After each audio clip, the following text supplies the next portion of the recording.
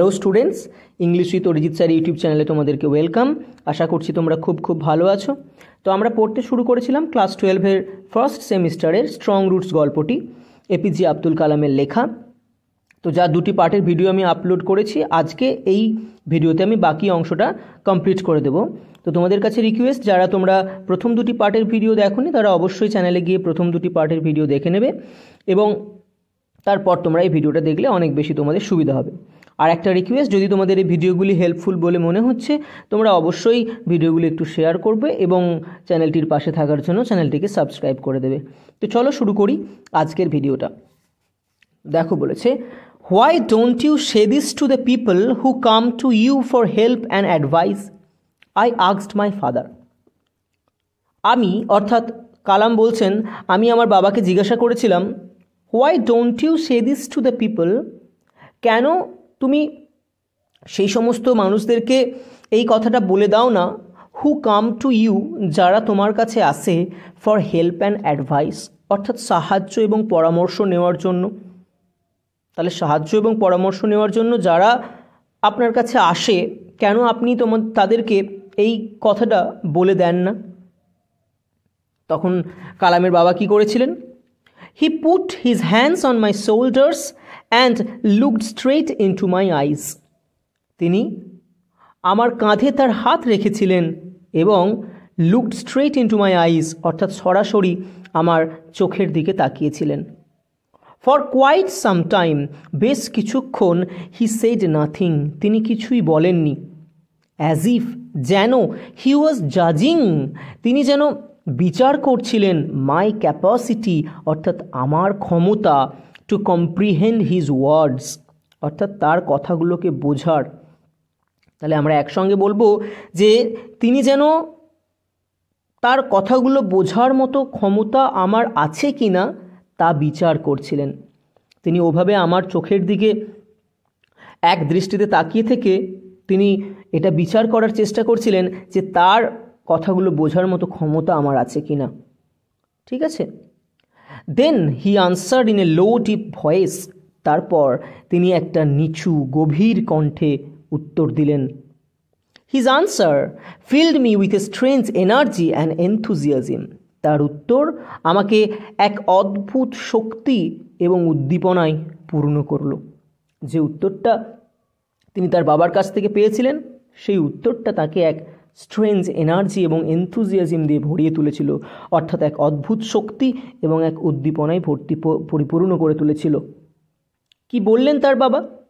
না, when ever human beings find themselves alone, যখনই মানুষ নিজেকে একা খুঁজে পায়, অ্যাজ এ ন্যাচারাল রিয়াকশন, প্রাকৃতিক প্রক্রিয়া হিসেবে বা স্বাভাবিক প্রক্রিয়া হিসাবে, they start looking for company, তারা সঙ্গ খুঁজতে শুরু করে।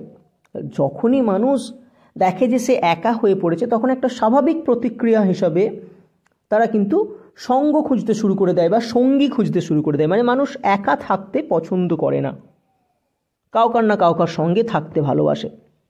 When ever they are in trouble, তিনি আরও বলছেন যে যখনই তারা কোনো সমস্যার মধ্যে পড়ে, they look for someone to help them, তারা তাদেরকে সাহায্য করার মতো এমন কাউকে খুঁজতে শুরু করে দেয়। যখনই মানুষ কোনো সমস্যায় পড়ে, দেখবে আমরা যখন কোনো একটা সমস্যায় পড়ি, তখনই আমরা এমন একজনকার খোঁজ করি যে আমাকে এই সমস্যা থেকে উদ্ধার হতে সাহায্য করবে। এগুলো সবই হচ্ছে ন্যাচারাল রিয়াকশনের ফলে হয়, খুব স্বাভাবিকভাবেই ঘটে। এগুলো কাউকে শিখিয়ে দিতে হয় না।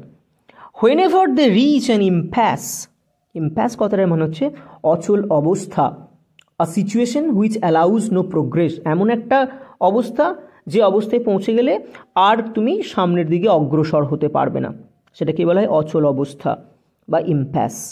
তাহলে whenever they reach an impasse, যখনই তারা কোনো একটা অচল অবস্থায় গিয়ে পৌঁছায়, দে লুক টু সামওয়ান, তখন তারা কাউকে একটা খুঁজে বের করার চেষ্টা করে, two show them the way out, যারা তাকে ওই অবস্থা থেকে বেরিয়ে আসার পথ দেখাবে।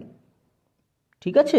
দে look to someone to show them the way out, তখন তারা অন্য কাউকে খুঁজে বের করে তাদেরকে ওই অবস্থা থেকে বেরিয়ে আসার পথ দেখানোর মতো, যে তাকে ওই অবস্থা থেকে বেরিয়ে আসতে পথ দেখাতে পারবে।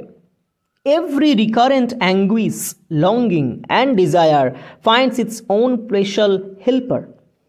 Every recurrent anguish, প্রত্যেকটা রিকারেন্ট অর্থাৎ বারবার ফিরে আসতে থাকা, অ্যাঙ্গুইশ মানে যন্ত্রণা, লঙ্গিং মানে আকাঙ্ক্ষা, অ্যান্ড ডিজায়ার এবং ইচ্ছা, ফাইন্ডস খুঁজে পায় ইটস ওন স্পেশাল হেল্পার, তার নিজস্ব বিশেষ সাহায্যকারীকে। তাহলে এই যে বিভিন্ন মানসিক যন্ত্রণা, আকাঙ্ক্ষা এবং ইচ্ছা যেগুলো বারবার আমাদের কাছে ফিরে ফিরে আসে, এরা কিন্তু তাদের নিজেদের সাহায্যকারীকে নিজেরাই খুঁজে নেয়। ঠিক আছে? For the people who come to me in distress, তারা যারা আমার কাছে কোনো একটা কষ্ট বা কোনো একটা উৎপীড়নের মধ্যে পড়ে আসে, ফর দ্য পিপল অর্থাৎ সেই সমস্ত মানুষদের জন্য, হু কাম টু মি যারা আমার কাছে আসে, ইন ডিস্ট্রেস অর্থাৎ কোনো কষ্টের মধ্যে পড়ে, কোনো একটা যন্ত্রণার মধ্যে পড়ে, তাদের জন্য I am but a go between, আমি একটা মধ্যস্থতাকারীর কাজ করি।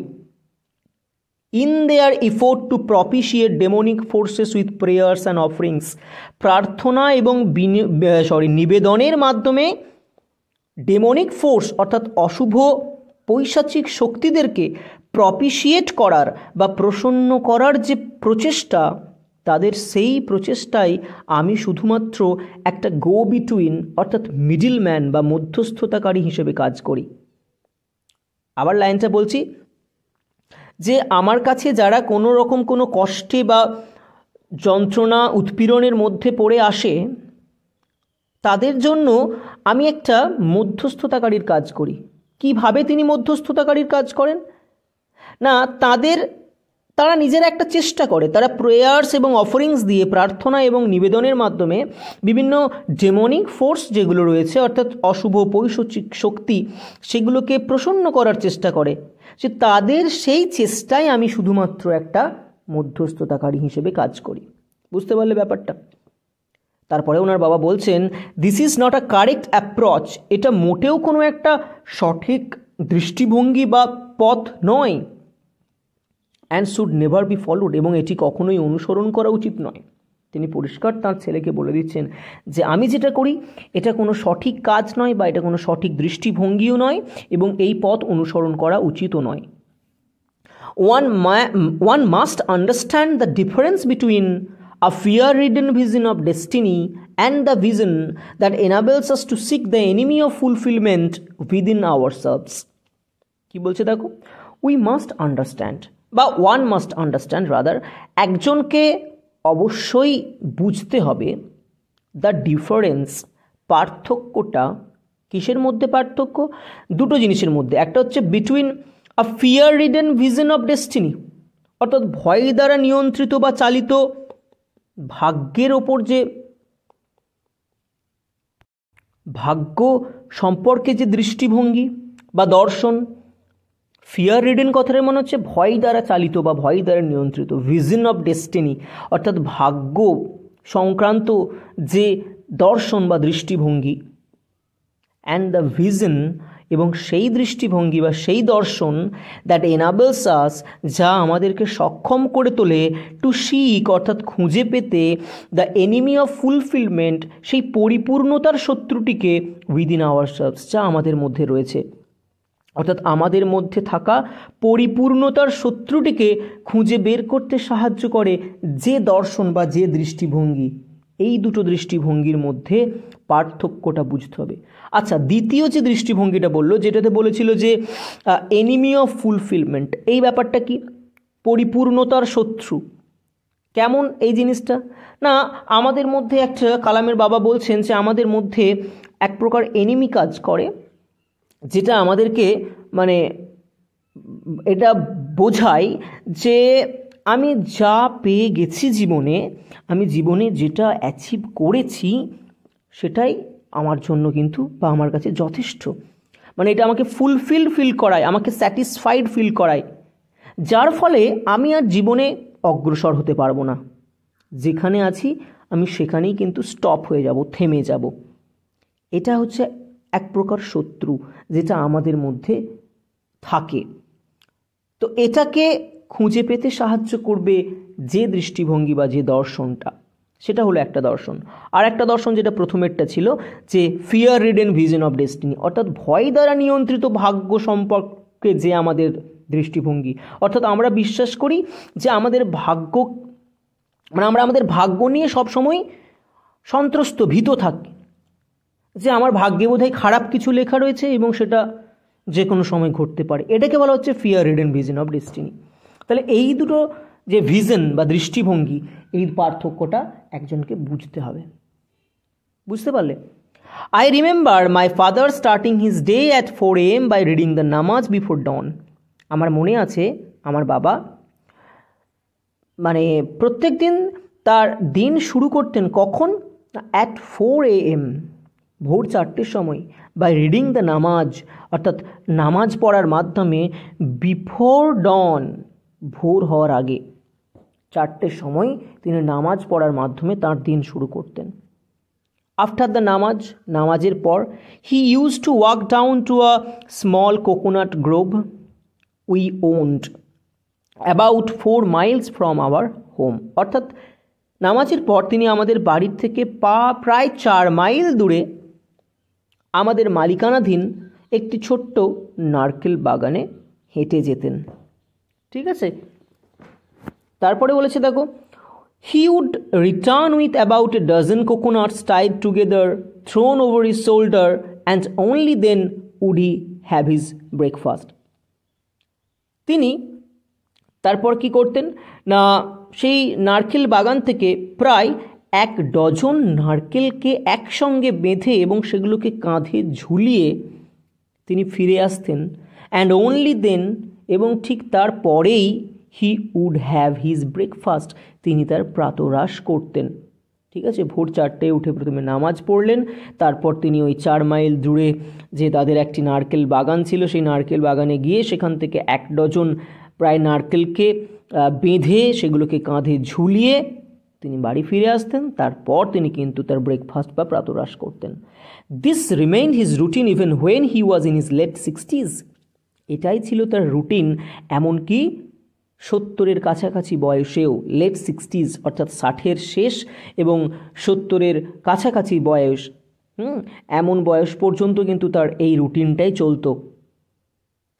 I have throughout my life have tried to emulate my father in my own world of science and technology. আমি সারা জীবন চেষ্টা করেছি to emulate, অনুকরণ করতে, my father, আমার বাবাকে, in my own world of science and technology, আমার নিজের বিজ্ঞান এবং প্রযুক্তির জগতে। উনি চেষ্টা করেছেন তার বাবাকে অনুকরণ করতে। I have endeavored to understand the fundamental truths revealed to me by my father. আমি আমার বাবার দ্বারা আমার কাছে প্রকাশিত মৌলিক সত্যগুলিকে বোঝার চেষ্টা করেছি। ফান্ডামেন্টাল ট্রুথস মানে হচ্ছে মৌলিক সত্যগুলোকে আমি বোঝার চেষ্টা করেছি, যেগুলি আমার বাবার দ্বারা আমার কাছে প্রকাশিত হয়েছিল বা আমার বাবা আমার কাছে প্রকাশ করেছিলেন। অ্যান্ড ফিল কনভিন্স দ্যাট, এবং আমি এটা বিশ্বাস করতাম যে দেয়ার এক্সিস্টস আ ডিভাইন পাওয়ার, যে এমন একটা ঐশ্বরিক শক্তি রয়েছে, that can lift one up from confusion, misery, melancholy and failure. That can lift, যা একজনকে তুলে আনতে পারে ওপরের দিকে, ফ্রম কনফিউশন অর্থাৎ বিভ্রান্তি থেকে, মিজারি দুর্দশা থেকে, মেলানকলি বিষণ্ণতা থেকে, অ্যান্ড ফেলিওর এবং ব্যর্থতা থেকে, and guide one to one's true place, এবং একজনকে তার আসল স্থানে বা তার আসল লক্ষ্যে পরিচালিত করতে পারে। তাহলে কি বিশ্বাস করতেন? একটা ডিভাইন পাওয়ার রয়েছে, একটা ঐশ্বরিক শক্তি রয়েছে, যা কি করে না একজন মানুষকে বিভিন্ন বিভ্রান্তি, দুর্দশা, বিষণ্ণতা, ব্যর্থতা প্রভৃতি অবস্থা থেকে তুলে নিয়ে আসতে পারে এবং তাদেরকে তাদের যে সঠিক লক্ষ্য সেই লক্ষ্যে পরিচালিত করতে পারে। And once an individual severs his emotional and physical bond, he is on the road to freedom, happiness and peace of mind. আর একবার যদি কোনো একজন ব্যক্তি সেভার্স অর্থাৎ ছিন্ন করতে পারেন his emotional and physical bond, তার যে আবেগগত বা তার যে মানসিক অ্যান্ড ফিজিক্যাল এবং শারীরিক বন্ড অর্থাৎ বন্ধনগুলোকে যদি তিনি ছিন্ন করতে পারেন, he is on the road two freedom, happiness and piece of mind. তিনি তখন ফ্রিডম অর্থাৎ মুক্তি বা স্বাধীনতা, হ্যাপিনেস সুখ অ্যান্ড পিস অফ মাইন্ড অর্থাৎ মানসিক শান্তির পথে উপনীত হতে পারবেন। ঠিক আছে, যদি মানসিক এবং শারীরিক বন্ধনগুলো কেউ ছিন্ন করতে পারে, যে বন্ধনগুলো আমাদেরকে বেঁধে রাখে, সেই বন্ধনগুলো যদি কেউ একবার ছিন্ন করতে পারেন, তাহলে তিনি কিন্তু মুক্তি, সুখ এবং মেন্টাল পিস, মানসিক শান্তির পথে যাত্রা করতে পারবেন। ঠিক আছে, তো এটাই ছিল স্ট্রং রুটস গল্পটি। খুবই ভালো একটা গল্প, আশা করি তোমরা ওই গল্পটি খুবই ভালোবাসবে, বারবার গল্পটা রিডিং পড়বে। অনেক কিছু লেসন এই গল্পটা থেকে আমরা পাই। তো এই ছিল আজকের গল্প। কেমন লাগলো তোমরা অবশ্যই কমেন্টে আমাকে জানাতে ভুলবে না। যদি কোনো জায়গায় তোমাদের অসুবিধা হয়ে থাকে অবশ্যই কমেন্ট বক্সে জানিও, আমি তোমাদের প্রবলেমগুলো সলভ করে দেওয়ার চেষ্টা করব। আবার নতুন কোনো ভিডিও নিয়ে খুব শীঘ্রই আমি তোমাদের সামনে হাজির হয়ে যাব। ততদিন তোমরা খুব ভালো থেকো। টাটা।